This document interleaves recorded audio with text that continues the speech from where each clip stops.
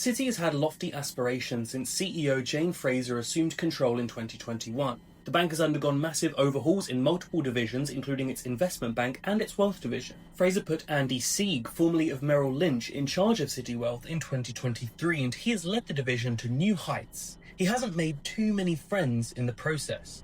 Find out why on the coffee run. This week's top story is about Andy Sieg and his attempts to revitalise Citi Wealth. There have been plenty of outgoings, both voluntary and involuntary, but despite headcount falling 20%, the division's revenues have vastly improved.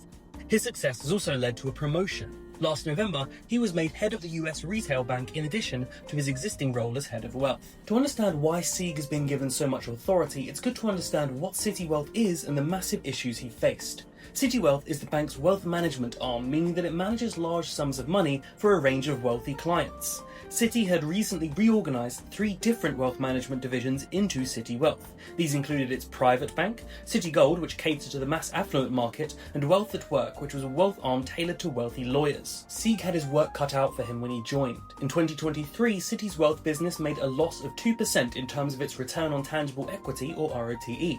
Business Insider said in June 2024 that clients at Citi Wealth gave the bank just 13% of their wallet share to manage, while the top banking wealth teams were able to achieve more than 60%. It was hard to convince clients to put more money in because Citi had what was described at the time as the worst tech on the street.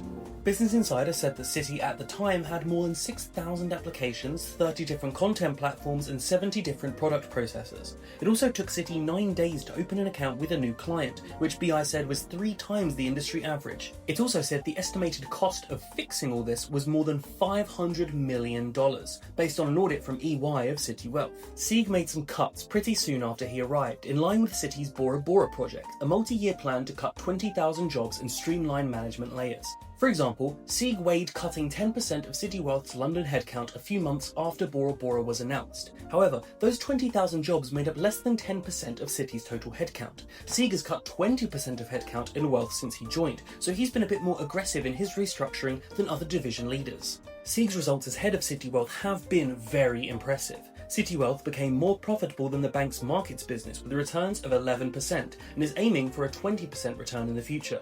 Revenues in 2025, which were adjusted to include the retail bank, were $11.3 billion in 2025, up from $9.3 billion in 2023. Investment revenue per advisor is even more impressive. It increased by almost $500,000 since 2023, meaning that Citi Wealth made $1.38 million per advisor. James Holder, EMEA head of Citi's private bank, said Sieg is very direct and personal in the way he runs the business. A headhunter said that he comes from a highly competitive, highly performance-driven environment at Merrill Lynch, where he ran a 25,000-person team in its investment and wealth management division. Last August, Sieg hit a roadblock after 6 female MDs accused him of having an aggressive leadership style which involved publicly criticising senior female members of the team and going on expletive-filled rants. Both Citi and Sieg denied these accusations, but the bank hired law firm Paul Weiss to conduct an investigation. The investigators reportedly spoke to more than a dozen people in Citi Wealth, but the bank did not find anything untoward. After it was complete, Jane Fraser said she was very pleased with what the team and business have achieved, and said that she'd given Sieg a clear mandate to transform the bank. Sieg himself had also spoken out about the allegations before the investigation had completed.